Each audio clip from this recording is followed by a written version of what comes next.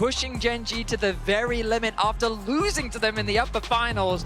This team really just has a magic that cannot be explained. It's more evidence for my theory that we're all just background characters in an anime that is centered around T1 and Faker. It's all just for the plot development. They need to have a little bit of struggle before the success to make it believable, Vedius.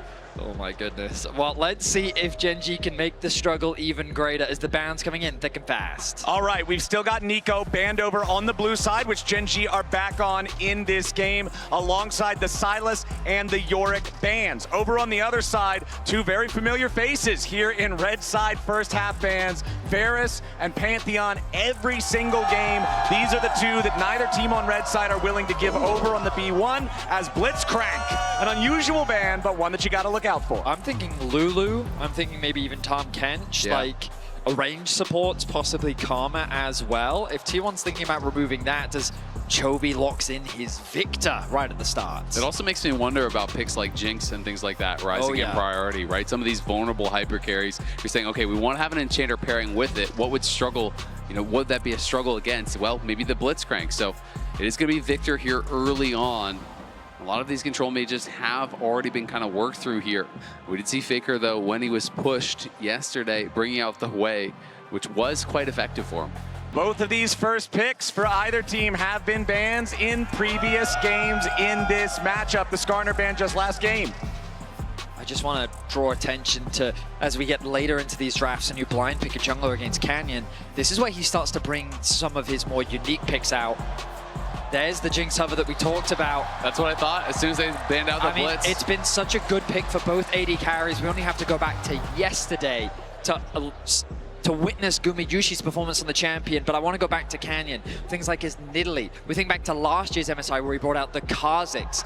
We think back to Worlds 2023. We think about champions like the Kayn that he's shown us before. A champion that has a very unique champion pool, is going to keep it calm and go with the Trundle instead. The tank tenderizer here to deal with that Skarner that's been locked in first.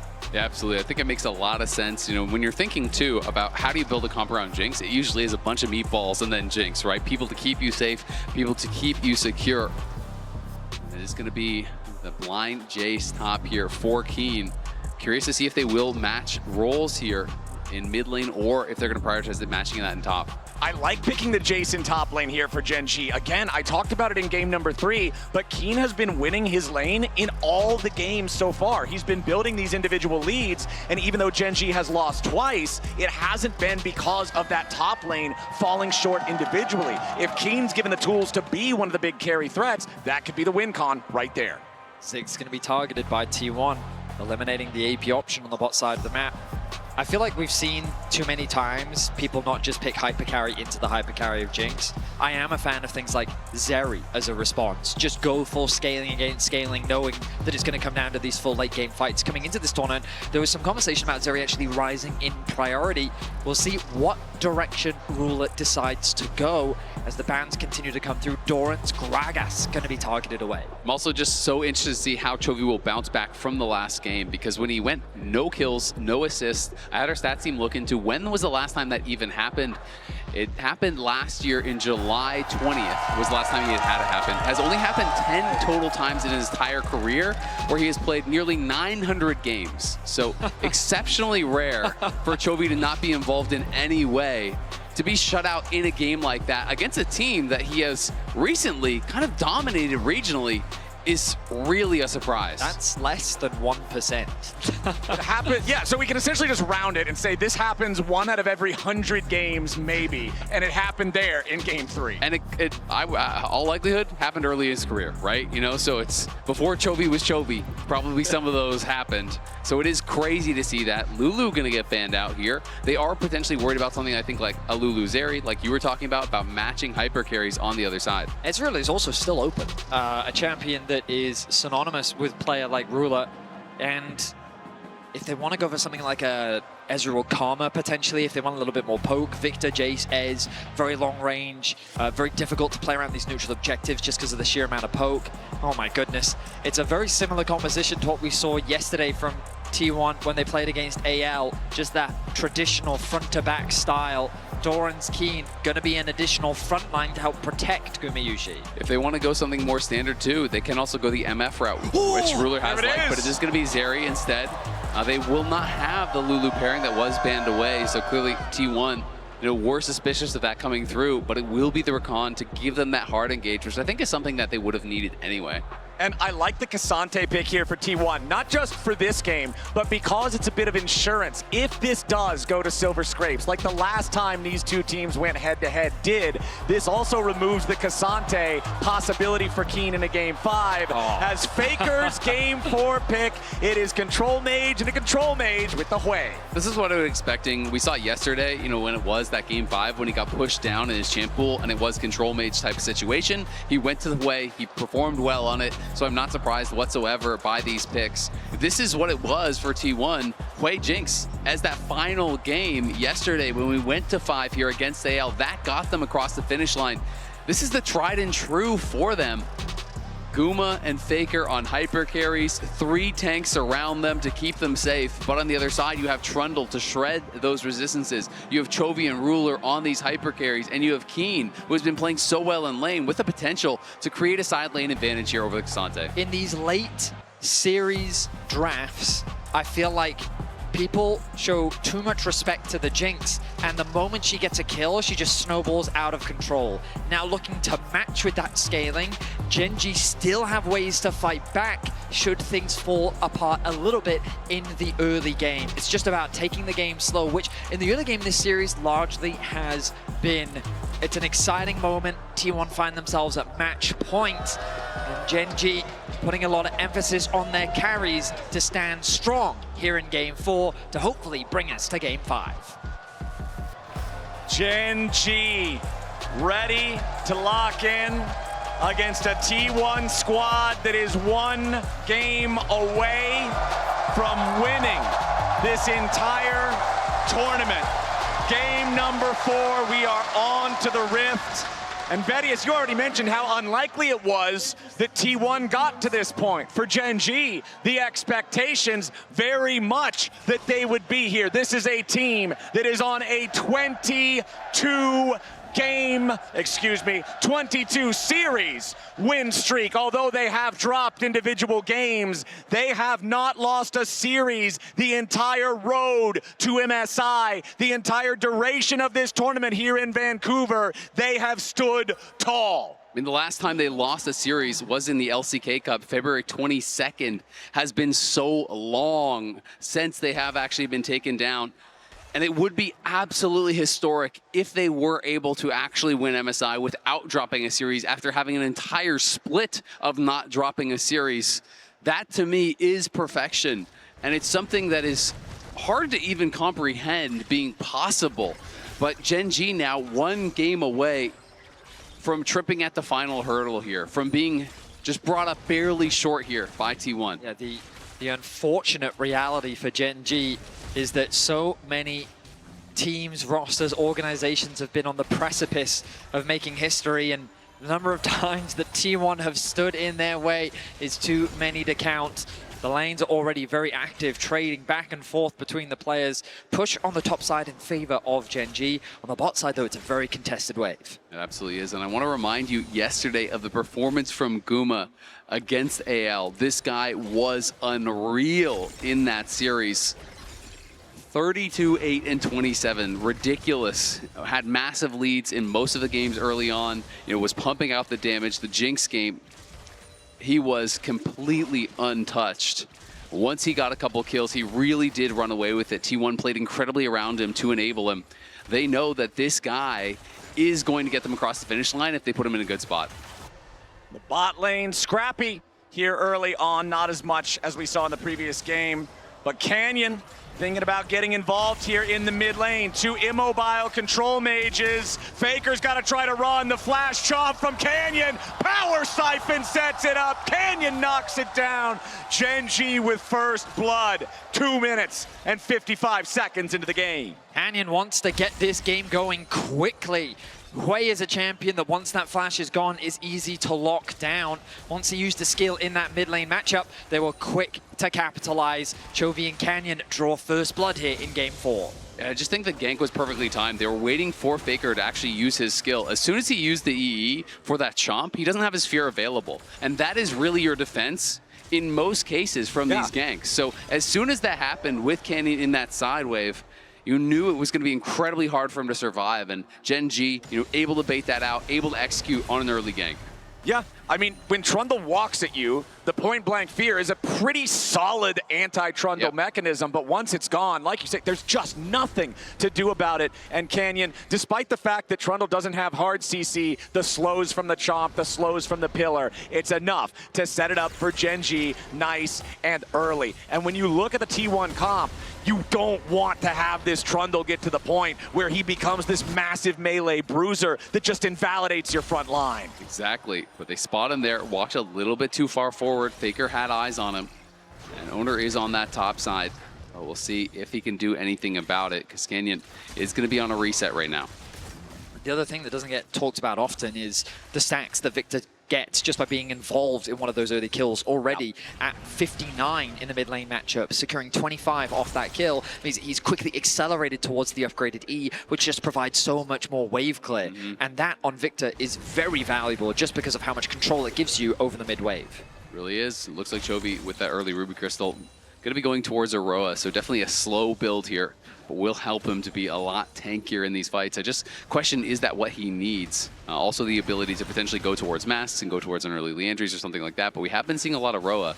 I just think he needs that frontline damage against a team comp that has a lot of HP to chew through. Might just be thinking about the scaling state of a game where it's Zeri versus Jinx in the bottom lane. Gumayushi cut on the very edge of the grand entrance. Keria trying to protect his AD carry. Guma already using the ghost there to get a little bit of extra distance. It's Keen versus Doran here on the top side as Doran down to 300 HP. A sidestep from Keen. Doran is low, but he survives. It's a big wave about to crash into the turret as Doran heals back up with the health potion. Keen still applying the pressure. Accelerated shock pass brings the Cassante back down to 300. Pathmaker from Doran, but another heal from the Grasp of the Undying from Keen. So, while that very tense situation was happening on the top side of the map, they were able to get Gumayushi's Ghost, and they got the heal out from Keria. Doran now taking over to level 6 means that he's a little bit more safer in this 1 versus 1. Owner tested his luck around the Dragon, decided against it. Now that the bot lane of Gen.G has returned to lane, resets need to come through from Guma and Keria. Meanwhile, in mid lane, Chovy really starting to put on the pressure. Canyon taking the Drake now with the Trundle. Pretty easy for Trundle to take these objectives. Remember also with King's Tribute, you get a nice surge of healing after you take down one of these large targets.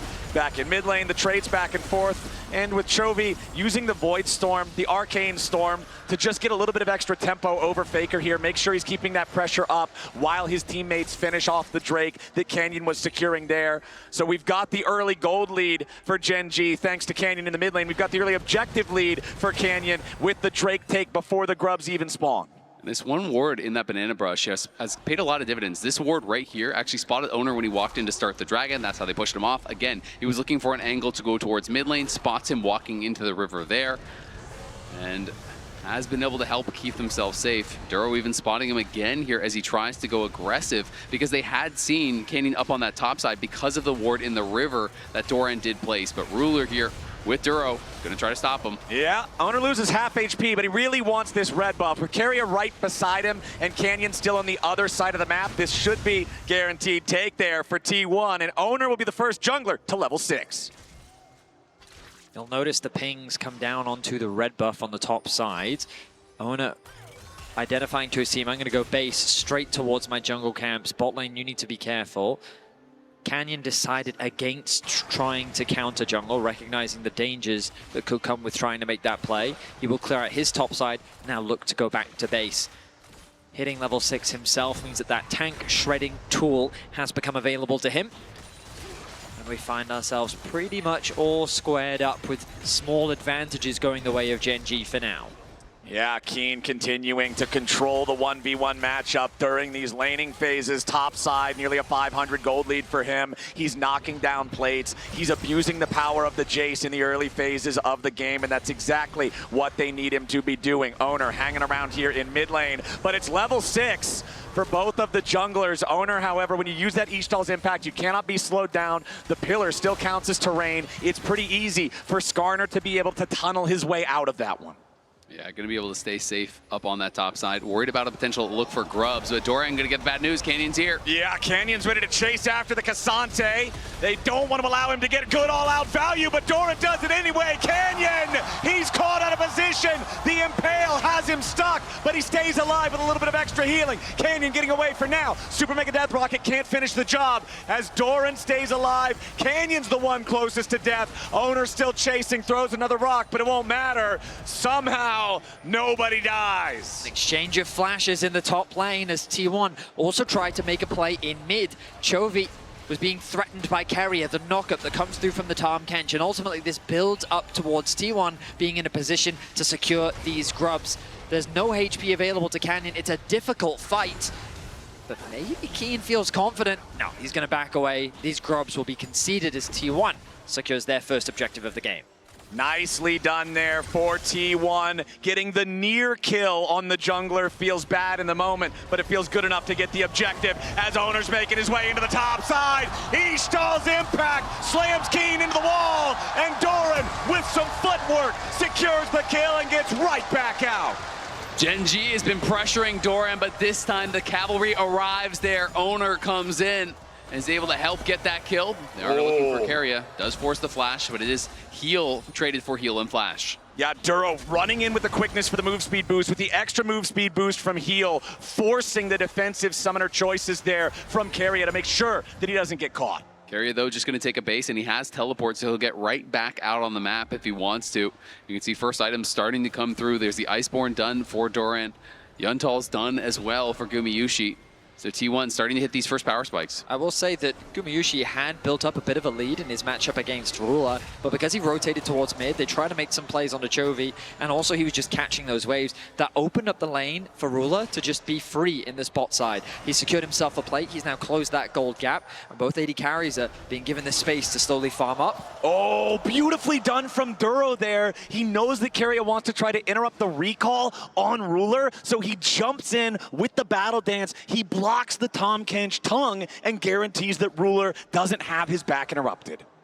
Now with the dragon spawning in 30 seconds, you have to imagine that both teams will set their sights on it. Canyon hovering around top once more. It does make sense to try and funnel some resources into Keen. Can they really pull this off? The all-out is ready to go again. Doran outplaying it last time around, and he's ready to go again, all out. Keenan in a little bit of danger, but Canyon looking to burst him down in time. Doran drops, and Keen stays alive. Owner and Faker wanted to show up, but they can't get there, and it means that Gen.G make the play work the second time. And they had the extra teleport because Duro was holding on to his teleport from the Summoner Spellbook. So as soon as Faker arrives, even though Keen is low, he knows they cannot chase for that kill. If they do, they will both die for it. So double TP spent up towards that top side, but they do get a kill for Gen.G.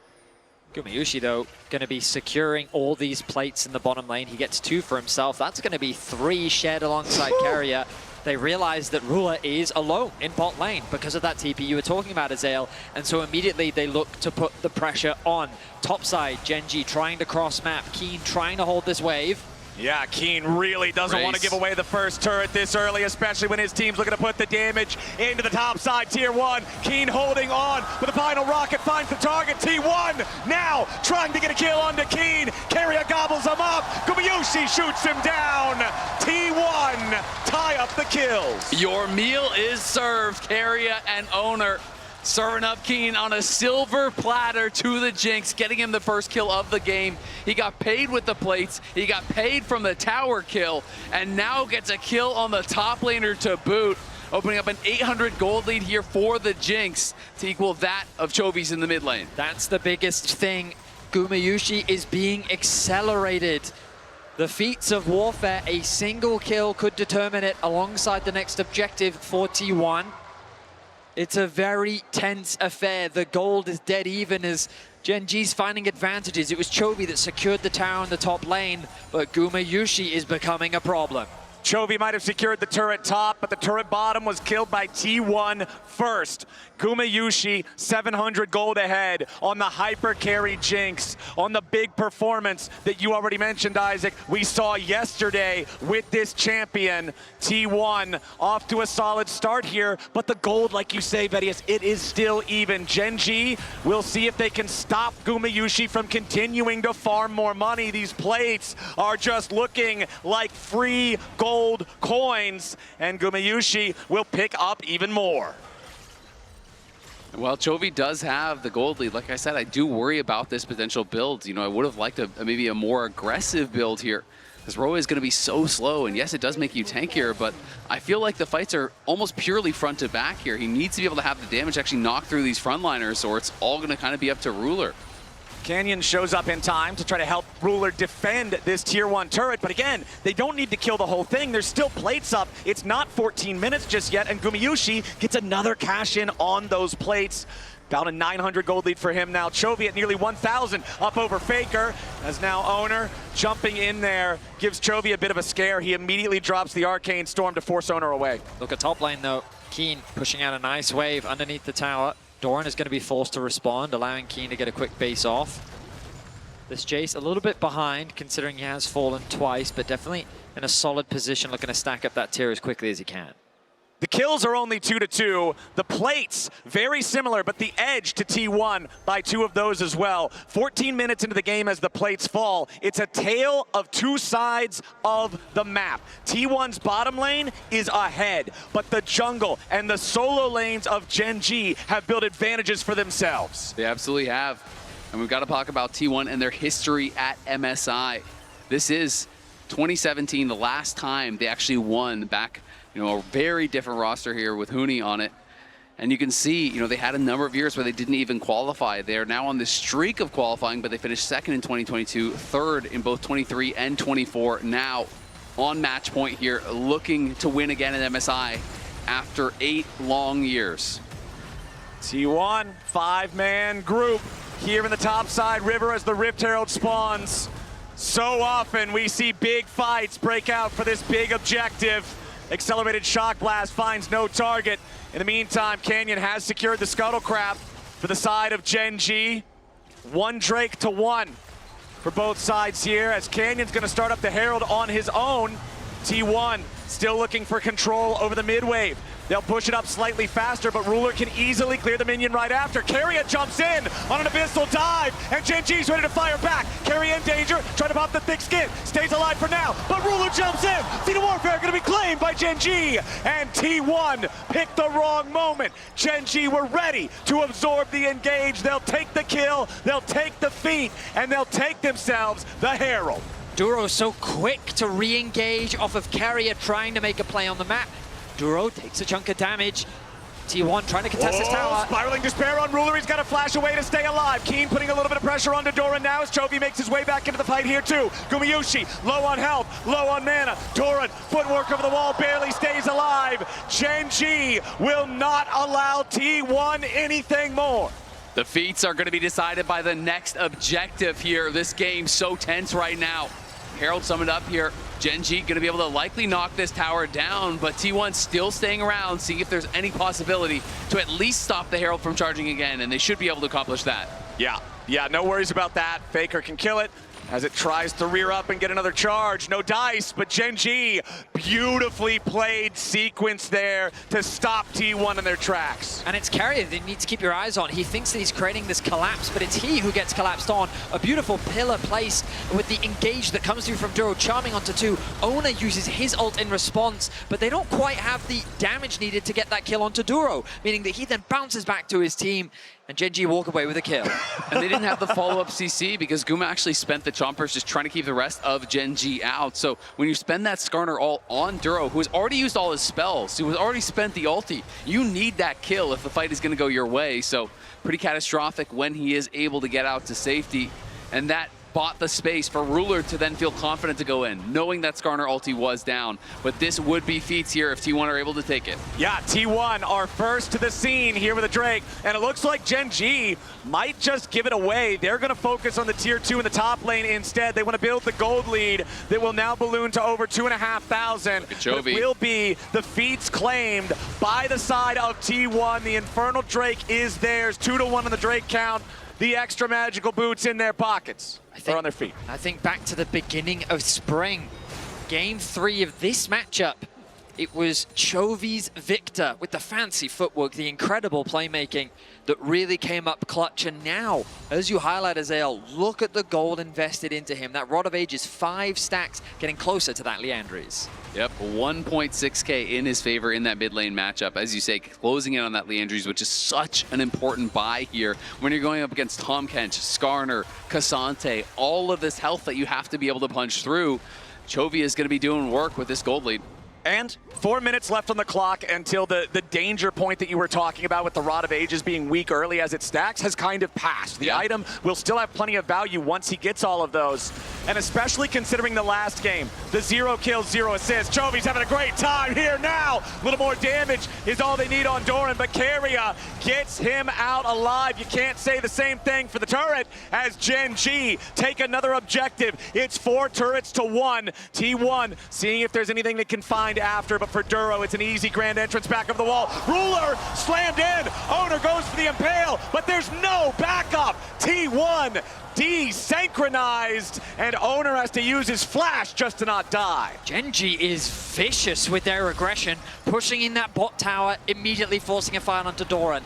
Owner overstepping his bounds, thinking he may have found a pick onto Ruler, but then he has to flash away to safety himself. Gen.G looking fierce here in game 4. They really are, and Owner there, kind of uncharacteristic mistake. He has been so steady, so stalwart. T1 should be able to grab this tower in the mid lane, but you know, even if the extra members weren't there from Gen.G, you spend the ulti on Ruler, Guma was miles away. The only person even on the same screen was Keria. No one was going to be able to be there to actually follow up and get that kill. And losing the flash on Skarner is critical because look at the engage for T1. It's almost non-existent, right? You really are relying on that playmaking tool here from Owner to be able to put pressure on the carries.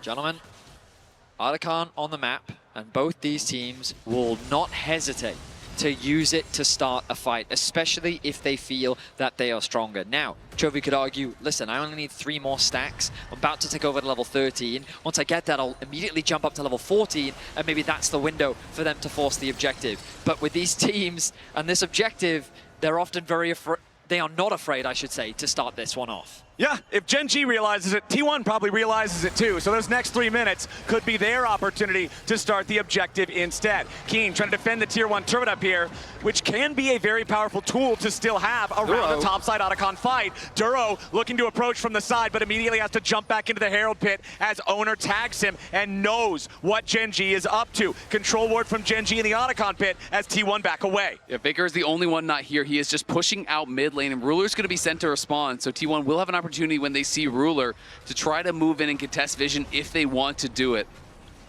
T1 still playing cautiously here as their mid laner is over in the mid lane. Duro looking to make a move onto Faker. He finds the grand entrance with a quickness, and Ruler puts bullets through Faker's heart. Gen.G with a kill on the enemy mid laner now has control. Duro has been fishing for so many picks, and he finally finds one onto the mid laner of T1. Faker is caught. Gen.G have the numbers advantage, and they're looking to take everything from T1's jungle. They're going to start by stealing away the red buff. They're going to continue by putting down vision control. They are going to pressure in a 5v4 situation. A TP about to show up as the gravity well welcomes Doran to the battlefield. Duro stunned up into the wall. Grand exit right back over. Doran goes all out. Ton of damage on the Keen. He's going to get killed. Ruler ready to get excited. Ton of damage on the T1, and they're all getting evaporated. T1 are washed from the rift, and Gen.G crashed down like a tidal wave. Gen.G wiped T1 off the map, and it's starting to smell like silver. This team trying to push us to a full 5 as Doran TP'd in very far and gets immediately punished by the Gen.G solo laners. They got so much damage down onto him. Again, Owner spent the ult on only Duro. They can't even kill him during it. As soon as those tools are down, Ruler knows it is my moment. He goes in and cleans up. You could see how hard T1 tried to protect Kumayushi, but he was being crushed by the pressure coming in from all sides. Gen.G find a massive fight, and as you said, Azael, with a lead like this, it feels like it's Gen.G's game to lose as the Dragon makes its way onto the Rift. All right, this is where T1 still have a lead. They're up 2-1 in these, but it's not like they're at sole point. It's not like this is a must fight on the side of Gen.G, but I don't think they're gonna shy away from anything, Betty. As you said, Otacon's a great time to fight. I think Dragon's a great time to fight. T1 in the enemy jungle, recognizing, hey, Gen.G wants the Drake. They'll try to get something on the other side of the map, claim the tier 1 turret, but they won't get a chance. Chovy's already there. Canyon will take the Drake. Super Mega Death Rocket just a little bit too late as Keen versus Doran down here in the bottom side. It's not going to turn into a whole lot. Canyon just looking to steal away the blue buff here at the same time. Gumo around those objectives though, man, it just hits different. You look at the rocket and you know. I was there in 2022 at the World Finals. I mean, even in the last series, he stole multiple. This guy just seems to do it time and time again. He's pretty good at AD carry. Yes. One would have to That checks out. assume. And now, though, the problem is Ruler is also a world-class AD carry. Ruler answering the challenge of hyper carry against hyper carry here in game number 4. 3 fully completed items on the very scary Zeri carry. Ruler is set to just bulldoze through these fights. I'm just so happy to see it come through because I feel like the responses to the Jinx just have not been it. But bringing out a hyper carry in response, just focus on farming your way through the game. Ruler's ahead in CS, he's ahead in kills, he's got 3 completed items, and now it's T1 that find themselves on the back foot when it comes to the fight. And Gen.G, they are not slowing down with the pressure. Immediately into the topside jungle, taking full vision control and threatening the Baron in 27 seconds. Big items for Gen.G. Seeker's Arm Guard available for Chovy's Victor, makes him a much more difficult target. Dead Man's Plate for Canyon, much easier to get the positioning he needs on these pillars, which are an incredible tool against immobile carries. Look at Hui, look at Jinx. That pillar goes up. It's so hard to play around the damn thing, especially with Duro looking for these opportunities time and time again, whether he's engaging or counter-engaging on the recon. He's been great on the pick. And it's just so difficult when you're playing a tank-heavy team comp against the Trundle and you've fallen behind because the LDR is through. You're going to be getting shredded so heavily as well by the Trundle. And Doran and Owner are going to be much squishier than they are used to in these situations. And there's just not really a lot of great comeback mechanics besides an explosive ult from Owner. Like, he needs to find a multi-man ulti or something along those lines to really have a chance, because T1 just don't have a lot of pick. Yeah, Gen.G doing a great job denying T1 what they're looking for this game. T1 have 3 kills. All 3 kills are on to Keen. No one else on Gen.G has died yet this game. Owner loses half of his HP instantly from a grand entrance and a few Zeri autos. Keen, the only man that's died on Gen.G, is still ahead, nearly 2,000 gold over his counterpart. Gen.G will start the objective. T1 are gonna see it there with the severing bolt over the wall. They're gonna scramble to try to get into range, but immediately Faker has already targeted Duro with a beautiful start to the fight. Nobody on T1 dead yet. As Owner over the wall looking to try to engage. Super Mega Death Rocket finds a target. Ruler's still alive, but Doran's going after him. The Baron down to 2,000. Chovy's already on a rampage. Guma dies. T1 die. Gen.G hold the smoking gun, and they're marching down mid lane with Baron. A phenomenal team fight for Gen.G as they weather the pressure of T1. They set their sights on the Nexus, and they're looking to bring us to Game 5. Faker is alive, but he stands alone. Gen.G with a 5-man push. They dive Faker, they ace T1, and they guarantee us one final game. Gen.G tie up the series. We're going to Game 5. How else could this series end but in a 5th game? The last time they met, it was 5.